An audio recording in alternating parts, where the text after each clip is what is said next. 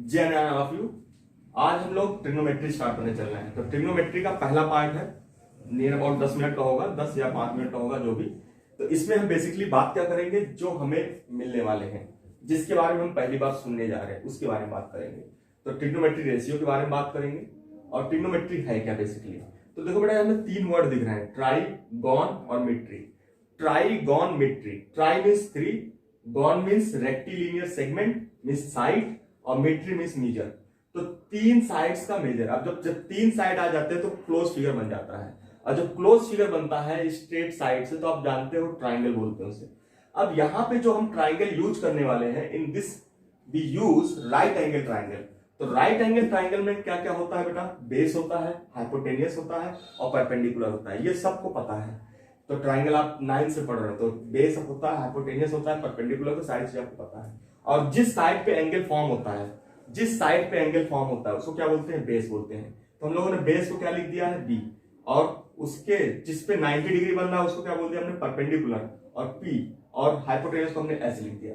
अब आप क्या नया सुनने जा रहे हो वो बिल्कुल ध्यान रखना। रेशियोज, कितने रेशियोज, 6 रेशियोज।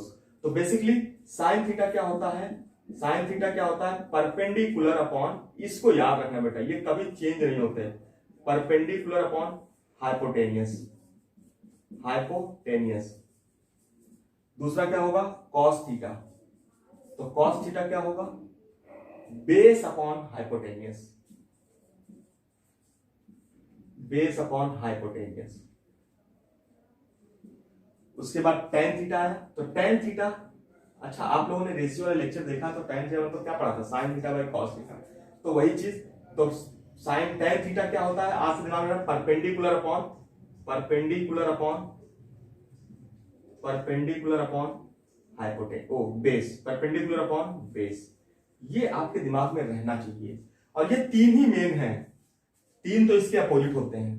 तो 3 आपको याद रहना चाहिए। आपको बच्चा बोलोगे सर ये याद रहेगा, हाँ ये आपको याद होना चाहिए कि साइन थीटा क्या होता है, परपेंडिकुलर अपॉन हाइपोटेनियस। अब परपेंडिकुलर हमने किससे लिखा, P बाई H। भाई परपेंडिकुलर हमने P से लिखा, हाइपोटेनियस को H से। दूसरा कॉस थीटा क्या हो गया, B बाई H। बिल्कुल दिमाग में क्लियर होना चाहिए, P by B, perpendicular by base. अब यहां पे देखो बेटा, अब मैं बोलूं यहां पे angle sine theta, sine theta का मतलब ये एंगल, तो इसका बेस क्या होगा, B। तो बेस को किससे लिखेंगे, AB, और परपेंडिकुलर किससे लिखेंगे, BC। तो साइन थीटा इक्वल टू क्या आ गया इस ट्राइंगल से, परपेंडिकुलर अपॉन हाइपोटेनियस। तो BC upon, BC upon AC। बस यही आपको करना है, बेस अपॉन हाइपोटेनियस। मतलब अब देखो कॉस थीटा क्या है, कॉस थीटा क्या है, बेस अपॉन हाइपोटेनियस। तो बेस क्या है, AB, हाइपोटेनियस क्या है, AB बाई BC। फिर tan थीटा, परपेंडिकुलर, परपेंडिकुलर क्या है, BC, और बेस क्या है, AB। ये अपने दिमाग में बिठा लो, इस फॉर्मूले को अपने दिमाग में बिठा लो। बेस क्या, हमेशा बेस वो चीज होती है जिसपे एंगल फॉर्म होता है। क्लियर। तो हाइपोटेनियस और बेस के बीच में ही एंगल फॉर्म होगा हमेशा। तो बेस जिसपे एंगल फॉर्म होगा वो होगा, और जिससे एंगल फॉर्म हो रहा है वो हाइपोटेनियस होगा। इतना आपको राइट एंगल ट्रायंगल में ध्यान रखना है। ये आ गया। अब इसके 3 अपोजिट आपने पढ़े हैं, मैंने आपको बताया भी स्टार्टिंग में ही, एक लेक्चर मैंने आपको बना के दिया भी है, नहीं देखा तो जाके देखो, सुपर हेक्सागोन मेथड।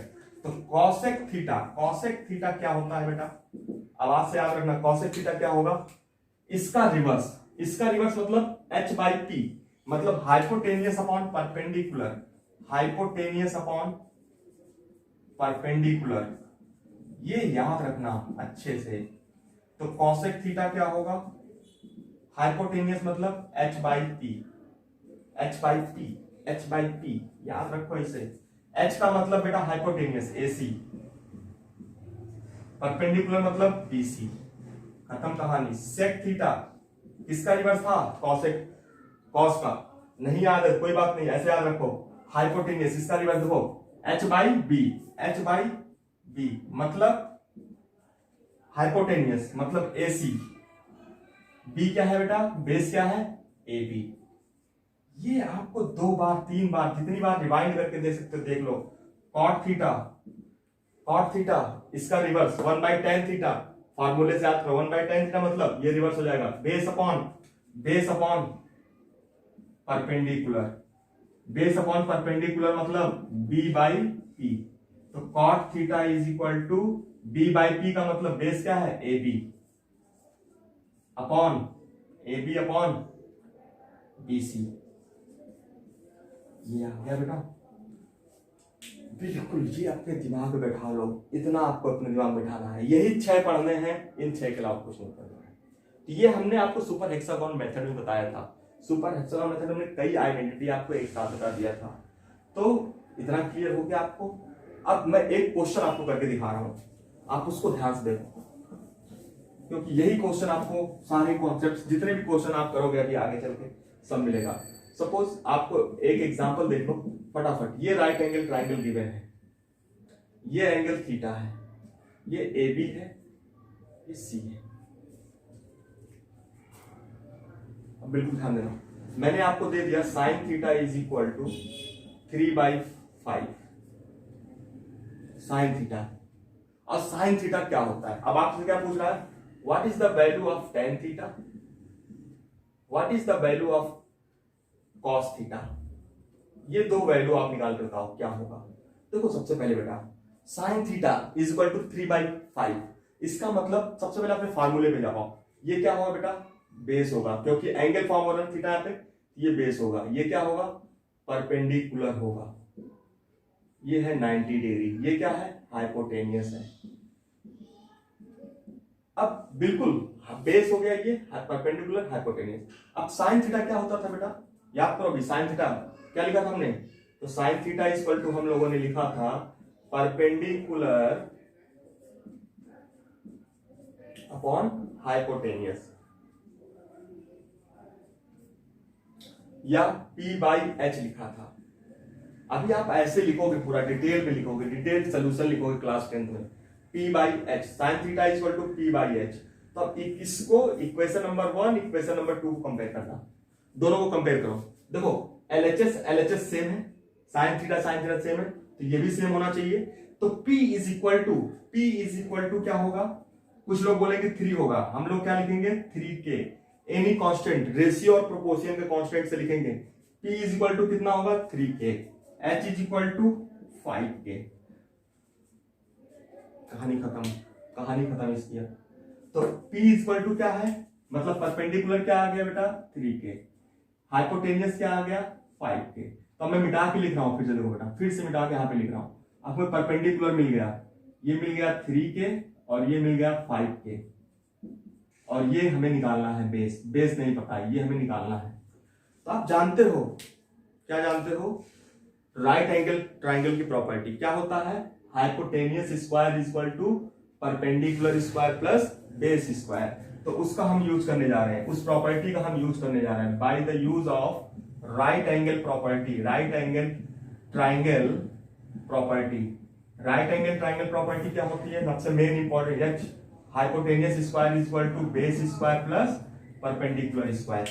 तो एच क्या है 5, तो 5K का होल स्क्वायर, बेस परपेंडिकुलर क्या है 3K का होल स्क्वायर। हमें क्या निकालना है, बेस निकालना है, बेस स्क्वायर। अब थोड़ा सा आगे पीछे हो गया बेटा, देखो P हमने पहले लिख दिया, बेस हम बाद में, कोई बात प्रॉब्लम नहीं है।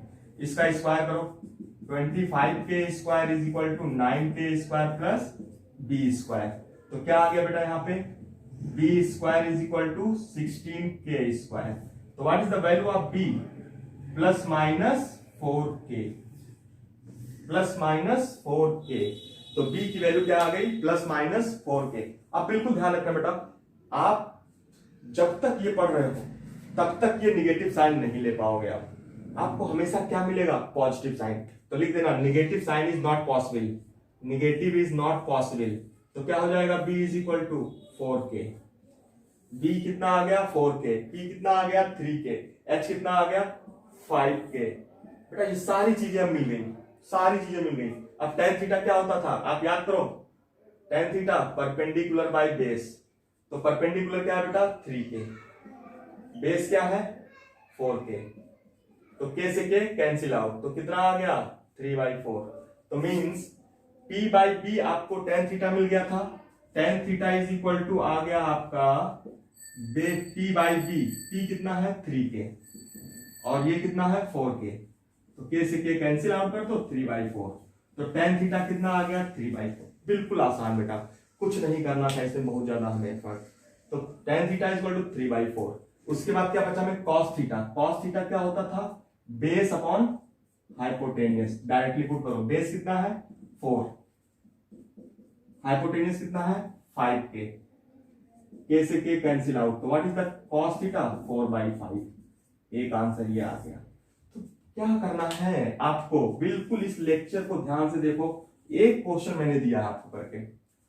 अब मैं दूसरा क्वेश्चन तीसरा क्वेश्चन जब मैं करूंगा एनसीईआरटी का नेक्स्ट पार्ट में करूंगा, वो 5 से 10 मिनट में एक या दो क्वेश्चन अच्छे से बताऊंगा, उसके बाद आपको पूरी एक्सरसाइज करनी है। Okay, thank you everybody.